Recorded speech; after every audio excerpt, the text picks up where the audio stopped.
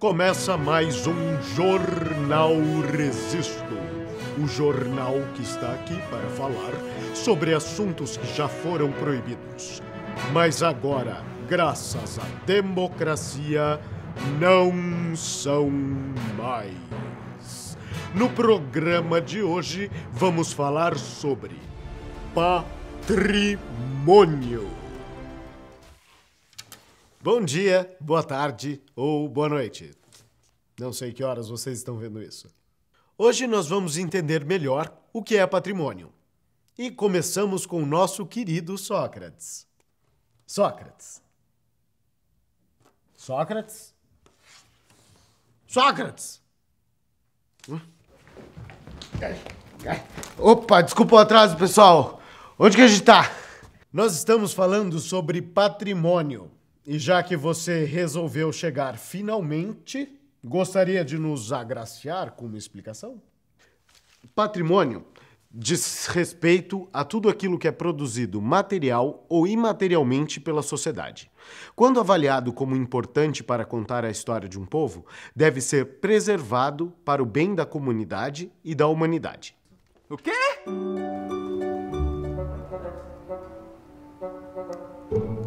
Existem dois tipos de patrimônio, o material e o imaterial. O patrimônio material diz respeito a algo que é importante para a memória, história das pessoas, da humanidade e, nesse caso, ele existe fisicamente. Você pode pegar ou tocar com as mãos, por exemplo, quadros, prédios, florestas e tudo aquilo que representa a história de uma nação e de um povo.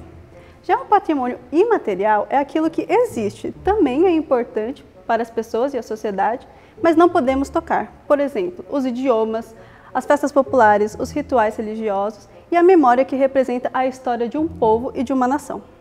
Entendeu agora? Bom, o Memorial da Resistência de São Paulo debate dois tipos de patrimônio.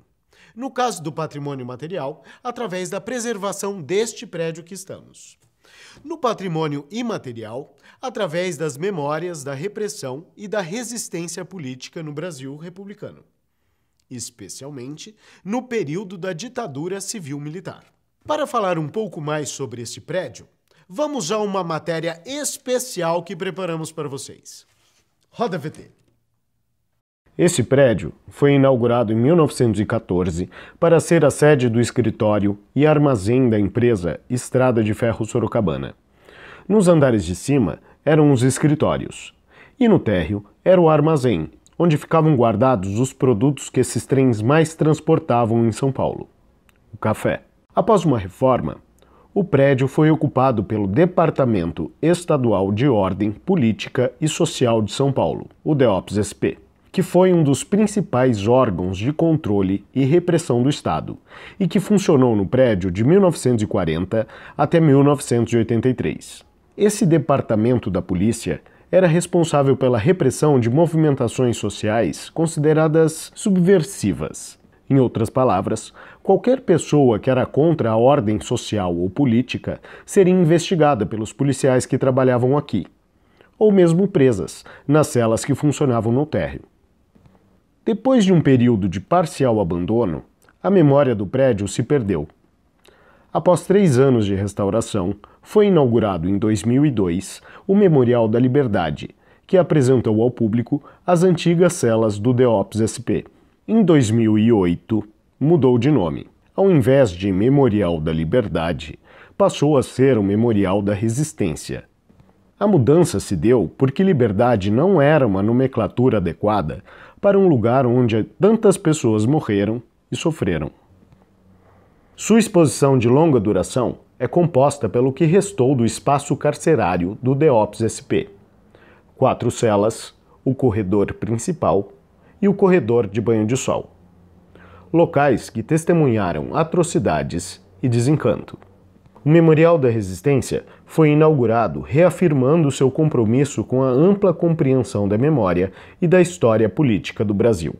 Bom, depois dessa bela matéria, vamos para os nossos comerciais.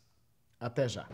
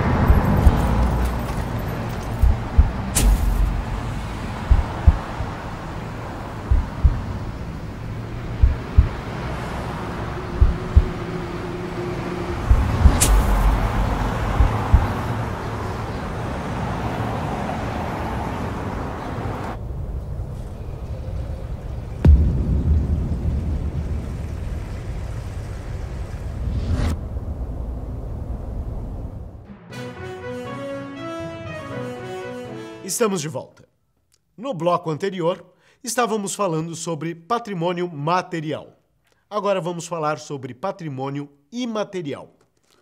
Roda VT.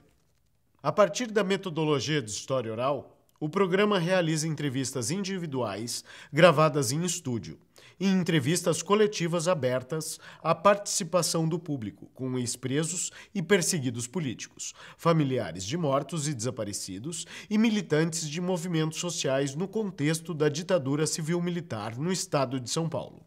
O objetivo é ampliar o conhecimento sobre a história do DEOPS-SP. O acervo de registros audiovisuais do Memorial da Resistência está em constante expansão.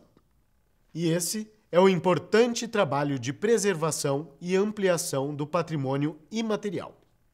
Agora é chegada a hora de falarmos sobre o tempo com a nossa meteorologista. Toca daí. Uma área de instabilidade vinda da Alemanha nazista de 1939 a 1945 trouxe uma onda de intolerância que se espalhou por toda a Europa e por todo o planeta. Os horrores da Segunda Guerra Mundial chocaram o mundo. Para se ter uma ideia, na Polônia, por exemplo, cerca de 5,8 milhões de pessoas foram exterminadas pelos alemães. O alvo era principalmente de civis judeus, que formavam parte significativa da população polonesa. Assim, ficou claro que o objetivo da Alemanha nazista era matar aqueles que eram considerados por eles inferiores. Os judeus, os eslavos, ciganos, negros, sem falar em homossexuais e nos deficientes físicos e intelectuais. Com o fim da guerra, a grande maioria dos países do planeta se reorganizou e criou em 1948 a Declaração Universal dos Direitos Humanos. Dada sua importância, a Declaração de Direitos Humanos foi inscrita pela Unesco na lista representativa de patrimônio cultural e material da humanidade em 2009, porque representa um eloquente exemplo da tradicional organização social e jurídica que não deve ser esquecida. Que bonito, não? Isso significa que desde 1948 só ventos leves e frescos no mundo? Não. Infelizmente não. A Declaração de Direitos Humanos ainda é constantemente violada. De acordo com reportagem realizada a partir dos registros das polícias dos estados e do Distrito Federal, mais de 12 mil crimes de ódio foram cometidos no Brasil somente em 2019. Ou seja, pessoas todos os anos são assassinadas por intolerância, sejam porque são mulheres, negros, índios ou homossexuais. Cameraman. Os dados são alarmantes. Continuando. Agora vamos falar sobre a presença do patrimônio no nosso dia a dia. Sócrates, bota um filminho pra gente. Sócrates precisava ir à biblioteca pegar um livro de história para estudar porque tinha uma prova. Ele finalmente encontrou o exemplar do livro que buscava em uma biblioteca. Porém, a biblioteca se chamava Matador de Índios. O endereço era a rua Ditador Sanguinário, número 64. No caminho, passou pela avenida Chicote Estalante e viu a loja de doces Senzala. Aquilo causou um grande estranhamento em Sócrates. Por que sua cidade tem tantos nomes que homenageiam coisas ruins? Sócrates então percebeu que estes nomes de homenagens fazem o povo lembrar de pessoas que detêm o poder, e não daqueles que resistiam e lutavam por um mundo mais justo e igualitário. Ao entender isso, Sócrates tirou 10 em sua prova de história. Parabéns, Sócrates! Parabéns, Sócrates, seu lindo! Agora seu atraso está justificado. Nós nascemos e crescemos em ambientes repletos de patrimônios. Do mesmo modo, nós vamos adquirindo e incorporando elementos da nossa cultura que estão inseridos no nosso cotidiano. Quando uma cidade escolhe exaltar a memória de alguém, estamos trazendo os feitos dessa pessoa como um exemplo positivo para toda a sociedade. Portanto, essa memória também é considerada um patrimônio. E, infelizmente, nem sempre isso é verdade. Por isso, sempre devemos debater os nomes das ruas e monumentos que estão no espaço urbano, e assim escolher moldar que tipo de sociedade queremos viver. Bom, meus caros espectadores, por hoje foi isso. Espero que vocês tenham gostado e aprendido bastante. Em breve, voltamos para mais uma edição. Bom dia, boa tarde ou boa noite.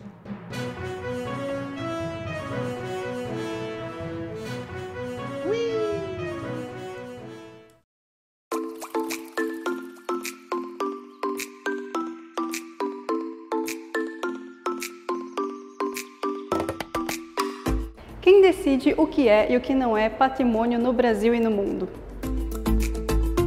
Como o patrimônio material e imaterial influenciam na construção da memória do nosso país? E para vocês, o que deveria ser considerado patrimônio material e imaterial no seu país, na sua cidade ou no seu bairro?